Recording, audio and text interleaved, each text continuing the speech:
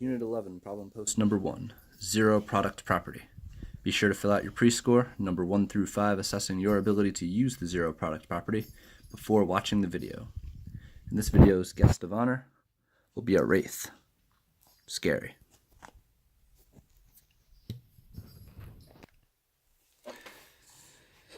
So, using the zero product property, it says that if I have one or two or more values that are being multiplied and they're equal to 0, that means one or more of them have to be 0 themselves, because the only way to multiply to 0 is if you're multiplying by 0. So what I can do is set each factor equal to 0. So I'll have x minus 4 is equal to 0 and x plus 3 is equal to 0. So now once I have these two equations, I can solve them each individually. So over here I'll add 4 to both sides and x will equal 4. Over here I need to subtract 3 from both sides and x is negative 3. Sometimes you might see the answer represented as a solution set, so x is equal to negative 3 or 4 inside the brackets like that. So that's what we're going to be doing. We'll take each factor and set it equal to 0. So we have this x, we'll make that an equation, x equals 0, and this x plus 7 is what it's being multiplied by, so x plus 7 is equal to 0. There's nothing to do here because the variable x is already isolated, so this is done. X equals 0 is one solution. The x plus 7, however, we have to get rid of the 7, so let's subtract 7 from both sides, and x will equal negative 7. Number 3, same basic principle, but we just are a little bit more complicated now because we're going to have some two-step equations. So I can take each factor and set it equal to 0, 2x minus 5 equals 0, and 3x plus 9 is equal to 0. So for the 2x minus 5, I'll start by adding 5 to both sides, so 2x is equal to 5, and then I gotta get rid of this 2, so I'll divide by it, and x is equal to 5 halves. That's fine, we can just leave that as an improper fraction. For the other one, we'll subtract 9 from both sides to start out, and 3x is equal to negative 9. And look at that, looks like we're going to get an integer after dividing by 3. X is equal to negative 3.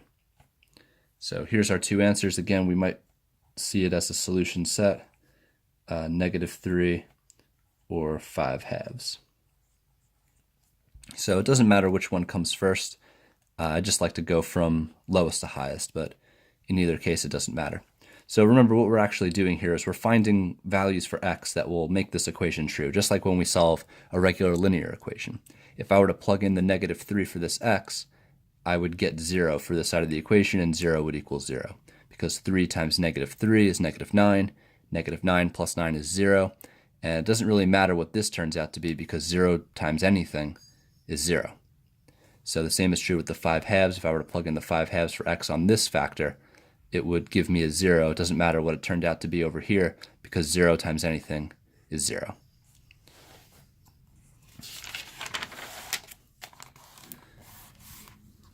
The ones on the back here, we are still going to need to use the zero product property, but that only works if I have factors, numbers being multiplied. I don't have that here yet. I just have an expression, 8x squared plus 16x. So what I need to do is actually factor this expression, and then I can set each factor equal to 0. If we're struggling with the factoring, I have some videos from Unit 9 that might be able to help you out. It's just all about factoring. So from here we might notice that this is GCF factoring, greatest common factor. We have an 8x in common in both of these terms, so I will factor out 8x. And then after I factor out the 8x, I'll have x plus 2 left over, and that is equal to 0. So remember, greatest common factor, once I factored it out, I should be able to multiply it back in to get what I had originally. 8x times x is 8x squared. 8x times 2 is 16x. So that has been factored appropriately. From here, once I have the factors, I can set each factor equal to 0. So 8x equals 0, and x plus 2 is equal to 0. Solving over here, we divide by 8. So x is equal to 0. And solving this one, I'll subtract 2 from both sides, so x is equal to negative 2. And here are my two solutions.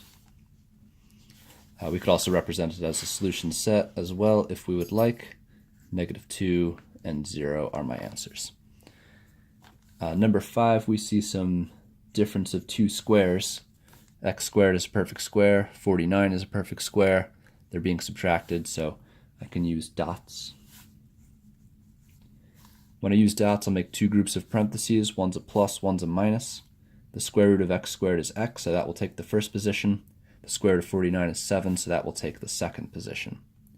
So now I've created my factors. They have a product of 0, which means I can apply the zero product property and set each factor equal to 0.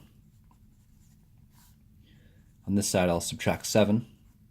So x is equal to -7. Over here, I'll add 7.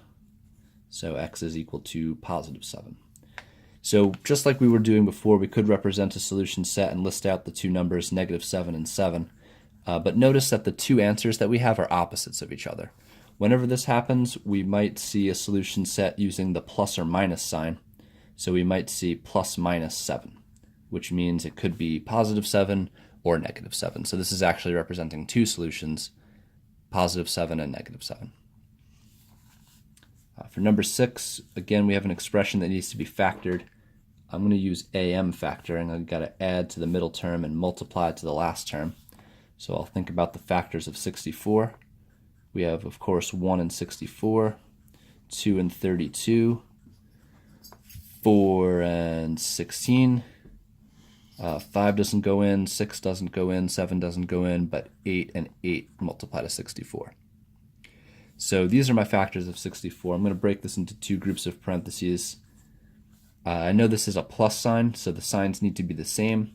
Checking the B term, it's also positive, which means both need to be positive. I'll have an x and an x to multiply to the x squared, and now I need to choose the factor pair that will give me a +16. So it looks like 8 and 8 will be my winner, because 8 plus 8 is 16, and 8 times 8 is 64. Once I have my factors, I can then set each factor equal to 0. X plus 8 equals 0, and then this is actually a repeat, x plus 8 equals 0 again. So if I have a repeat, I only really need to solve one of them. The other one is going to be the exact same answer. So over here, I'll just get x is equal to -8, because I'd have to subtract 8 from both sides. So x equals -8 is my only answer for this one. Number 7, we have, again, the same thing as AM factoring. We do have an x to the 4th, so we'll have to watch out for that. We might have to factor something a little bit further after the initial AM factoring. So breaking into my factor pairs, I want my factors of 9, which are 1 and 9, 3 and 3. I need to make a 10, a -10. So since this is a positive, the signs are the same. Since this is negative, they both need to be negative. I'm multiplying to x to the 4th, so I'll have an x squared and an x squared. And I'm going to choose the factor pair 1 and 9 to make a 10. So x squared minus 1, x squared minus 9. Now from here, I could set each factor equal to 0 and square root to solve both sides, but I'm going to stick with the factoring method. I know these are both dots, difference of two squares, so I'm actually going to factor these a little bit further. And I'm going to split this up into x plus 1, x minus 1, because the square root of x squared is x, the square root of 1 is 1. Over here I'll use difference of two squares again. The square root of 9 is 3, so I'll have x plus 3 and x minus 3. Now that I have all four factors, there's actually going to be 4 solutions to this problem. I can set each factor equal to 0. So x plus 1 equals 0, x minus 1 equals 0. X plus 3 is equal to 0, and x minus 3 is equal to 0. Wow, the Wraith is kind of blown away right now. We got 4 equations to solve, and we're going to have 4 answers. So let's solve each one. Over here, I need to subtract 1 from both sides. We'll get x is equal to -1. Over here, we'll have to add 1 to both sides, so x is equal to +1.